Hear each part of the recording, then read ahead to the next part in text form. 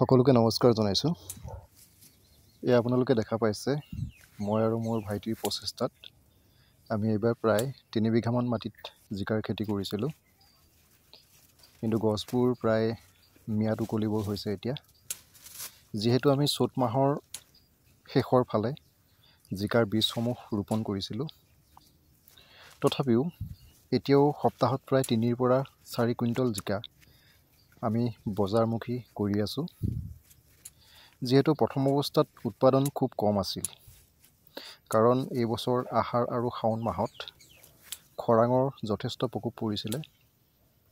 সেয়ে যোৱা বছৰৰ তুলনাত এইবাৰ ইনকাম যথেষ্ট কম। সাধাৰণতে আমি ফচলসমূহ খুচুৰা বিক্ৰী নকৰোঁ।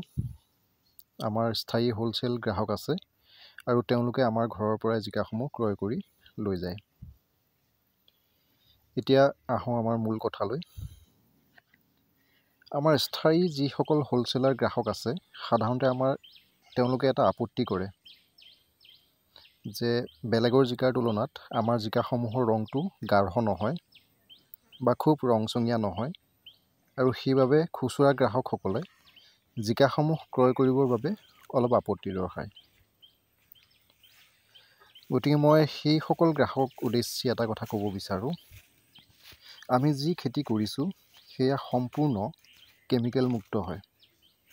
সম্পূৰ্ণ জৈৱিক পদ্ধতিৰে কৰা বাবে আন জিকাৰ তুলনাত আমাৰ জিকাসমূহৰ ৰং কিছু পৃথক হ'ব পাৰে, কিন্তু কেমিকেলযুক্ত নাইবা দেখিবলৈ ৰংচঙীয়া ফচলসমূহতকৈ কেইবাগুণ বেছি সোৱাদযুক্ত। যিহেতু আমি থলুৱা উৎপাদনকাৰী আৰু আমাৰ এই উৎপাদনসমূহ থলুৱা বজাৰতে বিক্ৰী কৰা হয়, সেয়ে আমি গ্ৰাহকৰ স্বাস্থ্যৰ প্ৰতি লক্ষ্য ৰাখি বহু কষ্ট কৰি জৈৱিক পদ্ধতিৰে আজি প্ৰায় 4 বছৰ খেতি কৰি আহিছোঁ। তেনেস্থলত গ্ৰাহকৰ এনে মন্তব্যৰ আমাৰ মনত অলপ হ'লেও আঘাত দিয়ে। মই এই ভিডিঅ' যোগেদি আমাৰ গ্ৰাহকসকলক এটা অনুৰোধ কৰিব বিচাৰোঁ।